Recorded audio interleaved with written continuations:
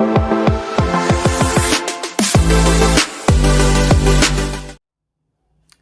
Dear students, आज हम लोग देखते हैं बीएससी फर्स्ट सेमेस्टर एग्जाम के लिए 20 most important question, 20 most important question की लिस्ट हमने बनाई है और उसको हम लोग देखेंगे। आपको पेपर देने जाने से पहले आपको एक एक क्वेश्चन को बहुत ध्यान से देख के जाना है, क्योंकि यहाँ पे मैंने जो 20 क्वेश्चन कलेक्ट किए हैं वो हर एक क्वेश्चन बहुत ही इंपॉर्टेंट है और इतना इंपॉर्टेंट है कि यह समझ लीजिए कि आपके पेपर में मोस्टली क्वेश्चन आपको पेपर में मिल जाएंगे।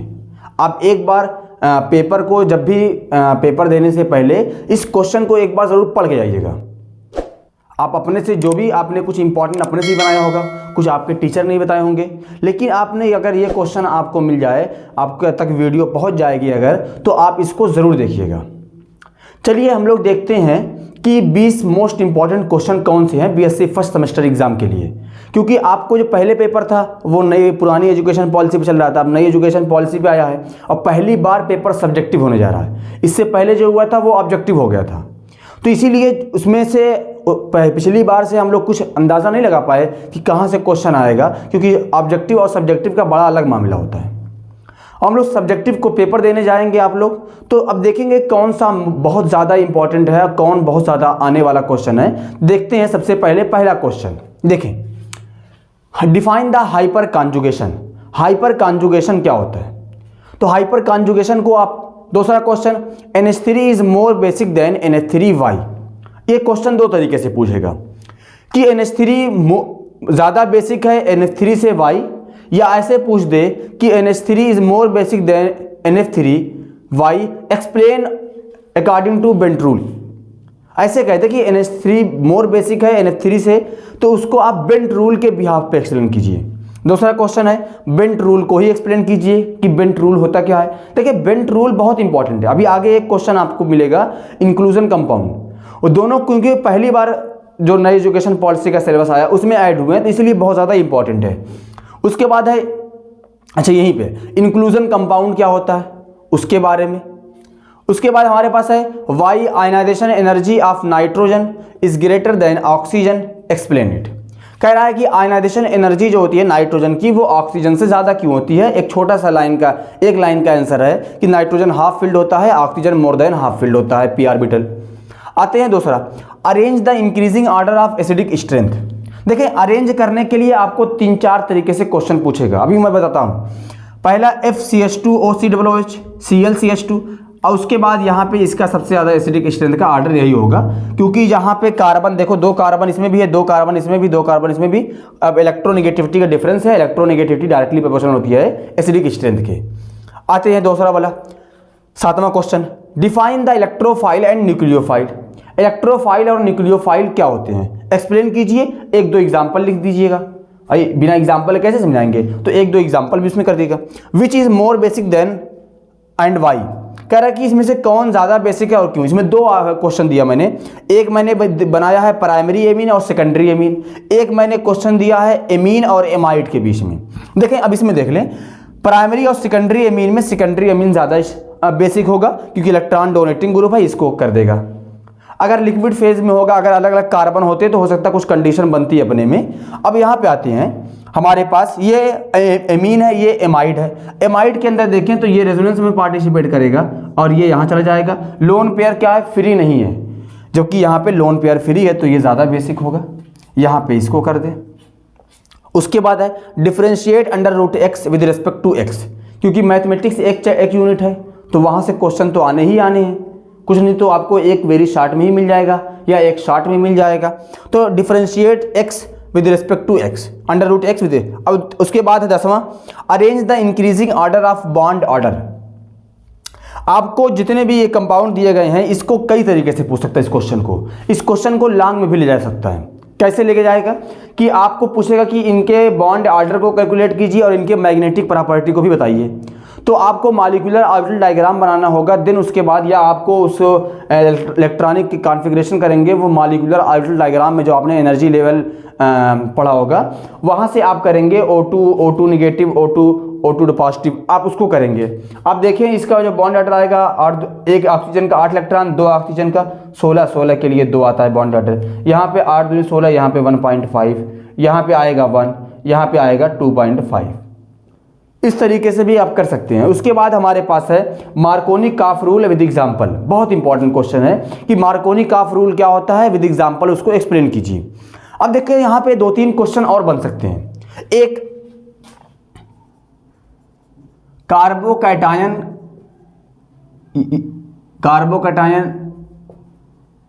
फ्री रेडिकल,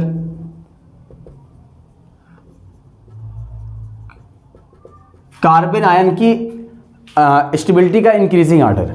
देखिए टर्शरी कार्बोकैटायन सबसे ज़्यादा स्टेबल, उसके बाद सेकेंडरी, उसके बाद प्राइमरी, और उसके बाद CH3। यही होगा फ्री रेडिकल के लिए भी, और यही होगा कार्बोकैटायन के लिए भी। और जबकि कार्बन आयन के लिए क्या होगा, primary, then secondary, then tertiary. इसको, इन दोनों को 2 तरीके से समझा सकते हैं। एक तो हाइपर कॉन्जुगेशन के बिहाफ पे कि जिसके पास अल्फा हाइड्रोजन ज़्यादा वो ज़्यादा स्टेबल। दूसरा इंडक्टिव इफेक्ट से भी समझा सकते हैं इसको। क्लियर है ना। तो कार्बोकैटायन का लिए भी बहुत इंपॉर्टेंट है ये वाला ऑर्डर, आपको क्वेश्चन में मिल जाएगा। देखो ये CH3 पॉजिटिव मान लो, एक ये मिल गया CH3, एक मिल गया CH3 CH2 पॉजिटिव, CH3, एक ये मिल गए, और ये एक हमारे पास, ये हमारे पास इतने क्वेश्चन आ गए। अब इस क्वेश्चन में हमको पूछेगा कि बताओ इसकी एसिडिटी इसमें कौन सा ज़्यादा स्टेबल है। तो मैंने कहा टर्शरी सबसे ज़्यादा, उसके बाद सेकेंडरी, उसके बाद प्राइमरी। यहाँ पे फ्री रेडिकल लगा देगा, फ्री रेडिकल, तो फ्री रेडिकल बताना होगा। तो इस तरीके से हमारे पास ये क्वेश्चन मिलते हैं। अब हम लोग देखते हैं, इतना आप लोग नोट कर लीजिए एकदम अच्छे से, और इसको एक एक क्वेश्चन को आप पढ़ के जाइएगा। उसके बाद हम लोग मिलते हैं लॉन्ग क्वेश्चन और शॉर्ट क्वेश्चन को, ताकि हम लोग एकदम आराम से हर एक क्वेश्चन को आप पढ़ के जाइएगा। कोई टेंशन नहीं लीजिएगा, जो भी क्वेश्चन नहीं मिलेगा आपके नोट्स में आप बताइएगा, हम अपलोड कर देंगे।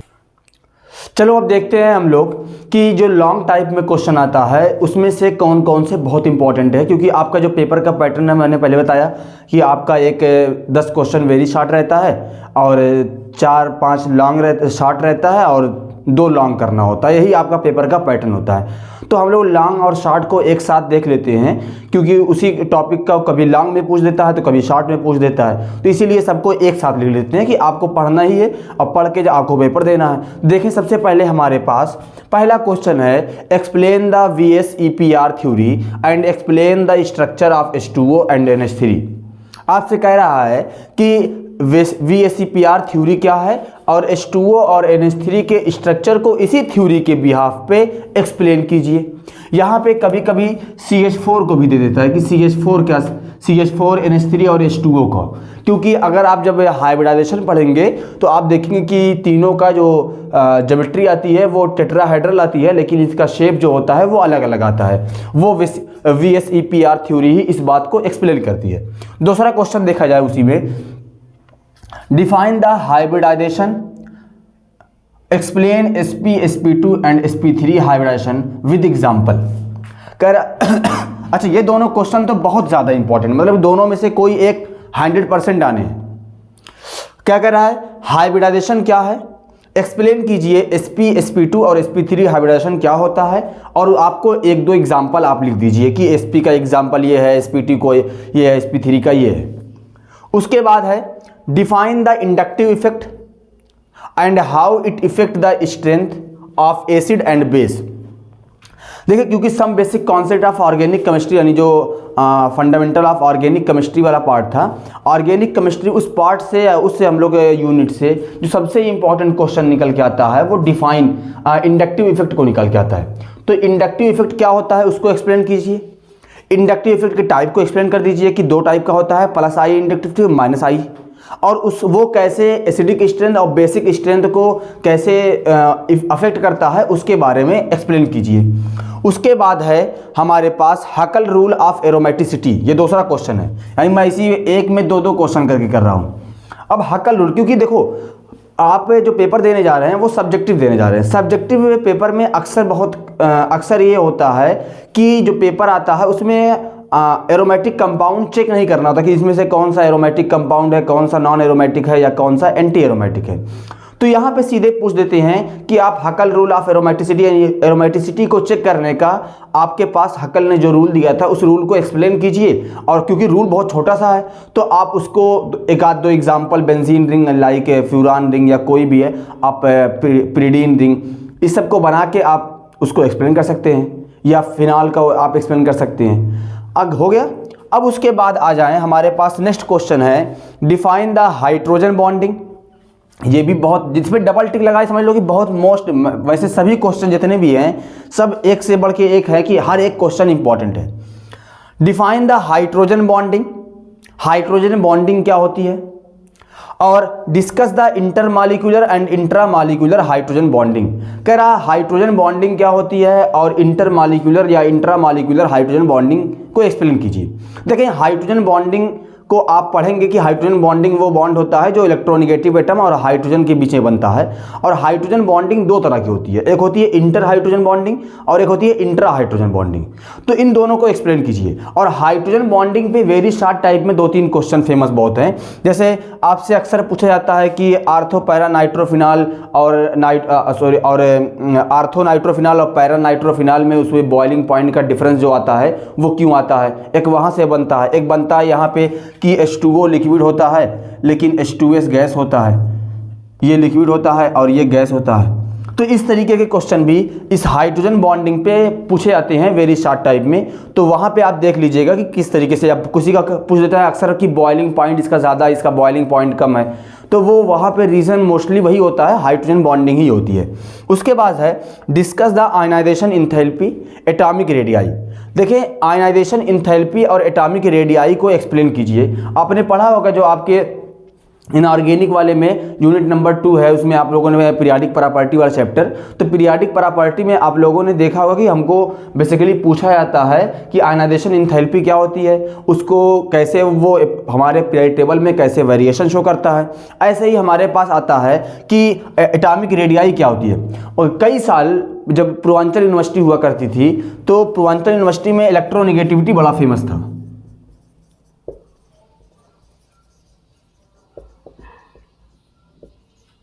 इलेक्ट्रोनिगेटिविटी बहुत फेमस था कि इलेक्ट्रोनिगेटिविटी को डिफाइन कीजिए। तो लेकिन जो ज़्यादा इंपॉर्टेंट है अब वो एटॉमिक रेडियाई या आयनाइजेशन इंथैल्पी। अच्छा, आयनाइजेशन इंथैल्पी पे मैंने पीछे आपको वेरी शार्ट टाइप में न्यूमेरिकल भी बताया है कि ऑक्सीजन की कम होती है आयनाइजेशन इंथैल्पी, नाइट्रोजन की ज़्यादा होती है। ऐसा क्यों होता है, ठीक है ना। अब उसके बाद हम लोग आते हैं यहाँ पे homolytic and heterolytic bond fission and explain the mechanism of chlorination of methane. कह रहा है कि होमोलिटिक और हेट्रोलिटिक बॉन्ड फिजन क्या होता है। भाई, होमोलिटिक हेट्रोलिटिक बॉन्ड फिजन क्या होता है, जब दो बॉन्ड, एक कोई बॉन्ड ब्रेक होता है, दोनों एटम अपना अपना इलेक्ट्रॉन ले लेते हैं, उसको बोलते हैं होमोलिटिक, उससे फ्री रेडिकल का फॉर्मेशन होता है। और जो हेट्रोलिटिक होता है उससे कार्बोकटायन या कार्बन आयन ETC का फॉर्मेशन होता है। और हमको एक्सप्लेन करना है क्लोरीनेशन ऑफ मेथेन, यानी मेथेन से क्लोरीनेशन को जोड़ना है, क्लोरीन को जोड़ना मेथेन से क्लोरीनेशन कहलाता है। ये आप फ्री रेडिकल मैकेनिज्म है, इसको आपको एक्सप्लेन करना होगा। उसके बाद आते हैं draw the molecular orbital diagram of N2COCl। देखिए, मॉलिक्यूलर ऑर्बिटल थ्योरी से 3 क्वेश्चन बनते हैं मोस्टली। एक तो बनता है कि मॉलिक्यूलर ऑर्बिटल थ्योरी के पोस्टुलेट को ही एक्सप्लेन कीजिए। दूसरा आता है मॉलिक्यूलर ऑर्बिटल थ्योरी में कि मॉलिक्यूलर ऑर्बिटल डायग्राम बनाइए। और मॉलिक्यूलर ऑर्बिटल डायग्राम जो सबसे ज़्यादा इंपॉर्टेंट है वो CO और CN का है, क्योंकि दोनों हेट्रो एटम है और 2 ही हेट्रो एटम को फर्स्ट सेमेस्टर के अंदर पढ़ना है। N2 का थोड़ा सा उस तरीके से लेते हैं, क्योंकि आपने पढ़ा होगा कि ना N2 का थोड़ा अलग होता है और ऑक्सीजन ना का अलग होता है। तो N2, CO और Cl इन तीनों का मॉलिक्यूलर ऑर्बिटल डायग्राम आपको देख के जाना है, बिना देखे तो आपको पेपर में दे जाना ही नहीं है। CO और CN ये सबसे मोस्ट है, क्योंकि इसका थोड़ा सा अलग बनता है, 2 हेट्रो एटम है और आपके सिलेबस में मैंने पहले ही कहा कि सिर्फ 2 ही हेट्रो एटम का मॉलिक्यूलर ऑर्बिटल डायग्राम पढ़ना है। अब आते हैं उसके बाद, अच्छा, यहाँ पे तीसरा क्वेश्चन ये बनता है बॉन्ड ऑर्डर निकालने के लिए या पैरामैग्नेटिक या डायामैग्नेटिक चेक करने के लिए। मॉलिक्यूलर ऑर्बिटल डायग्राम बनाएंगे, अगर आपके पास अनपेयर्ड इलेक्ट्रॉन आ गए तो वो पैरामैग्नेटिक है, पेयर्ड इलेक्ट्रॉन आ गए तो डायामैग्नेटिक है। क्लियर है। अब आ जाए अगला वाला, right the short note of following. देखिए मैं एक क्वेश्चन में ही 4-5 टॉपिक को ऐड करना चाह रहा था, तो इसीलिए मैंने ऐसा क्वेश्चन बनाया, right the short note of the following. इनमें से शॉर्ट नोट ले आइए। अब देखिए रिएक्शन मैकेनिज्म से मैंने कोई क्वेश्चन अभी तक दिया नहीं था। रिएक्शन मैकेनिज्म से हम लोगों ने बस ये एक क्वेश्चन पढ़ा था, homolytic and heterolytic bond fission. और यहाँ से जो दूसरा क्वेश्चन इंपॉर्टेंट निकलता है वो SN1 और SN2 रिएक्शन मैकेनिज्म में डिफरेंस है। SN1 और SN2 यानी न्यूक्लियोफिलिक सब्स्टिट्यूशन रिएक्शन में जो फर्स्ट और सेकंड टाइप होती है उन दोनों में क्या डिफरेंस है। जैसे SN1 में कार्बोकैटायन बनता है, SN2 में ट्रांजिशन स्टेट बनता है। SN1 मोस्टली टर्शरी प्रीफर करता है, SN2 और SN2 प्राइमरी और सेकेंडरी प्रीफर करते हैं। इस तरीके से ये डबल स्टेप होती है, ये सिंगल स्टेप रिएक्शन होती है। तो इस तरीके से आपको डिफरेंस लिखना होगा, आप उसको डिफरेंस को लिख दीजिएगा। अब उसके बाद इस जितने यहाँ पे मैंने क्वेश्चन लिखे हैं उसमें जो सबसे इंपॉर्टेंट था वो फजान रूल, बहुत ही इंपॉर्टेंट है फजान रूल, क्योंकि ये सिलेबस में पहले नहीं था BSc फर्स्ट ईयर या फर्स्ट सेमेस्टर के।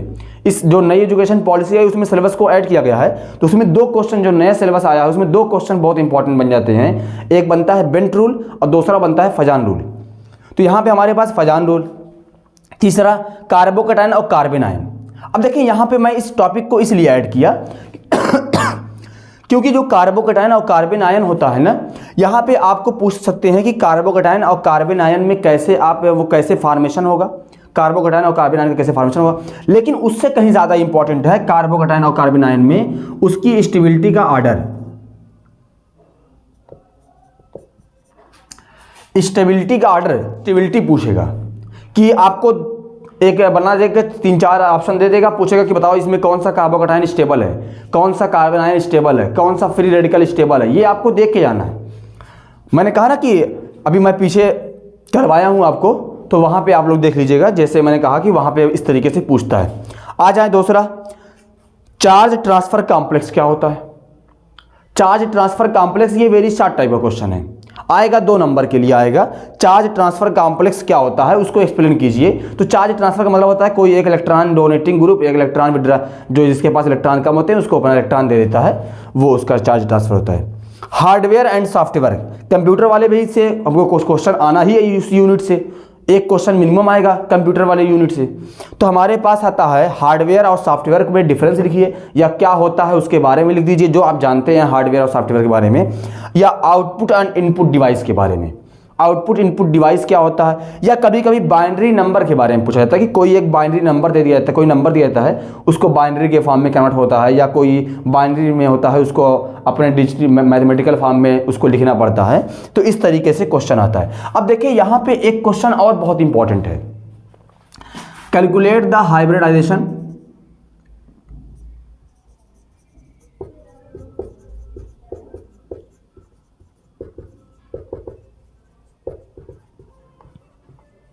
And right the shape. ये मैंने कहा कि हमारे पास चाहे तो आपसे पूछे कि हाइब्रिडाइजेशन क्या है, और ये दोनों में से दोनों आ सकता है, दोनों में से एक तो 100% आना, क्योंकि हाइब्रिडाइजेशन बहुत ज़्यादा इंपॉर्टेंट टॉपिक है। तो हाइब्रिडाइजेशन कैसे कैलकुलेट करना है वो आपको लिंक मैं डिस्क्रिप्शन में दे दूंगा, उसमें मैंने कई ट्रिक्स करवाया है, तो आप वहाँ से देख लीजिएगा। अब इसमें कुछ कंपाउंड आपको आप 4-5 कर लेंगे ना तो आपको एक आइडिया लग जाएगा कैसे करना होता है। क्लियर है। लेकिन फिर भी मैं आपको कुछ इंपॉर्टेंट निकाल के देता हूँ।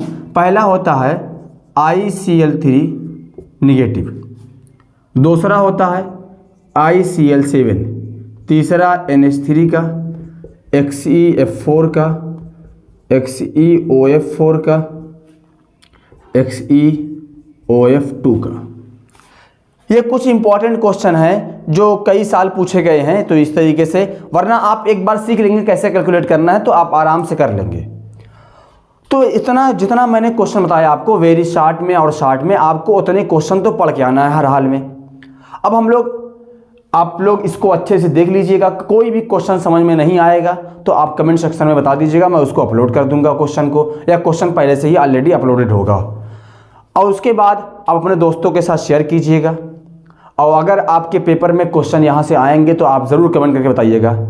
Thank you for watching.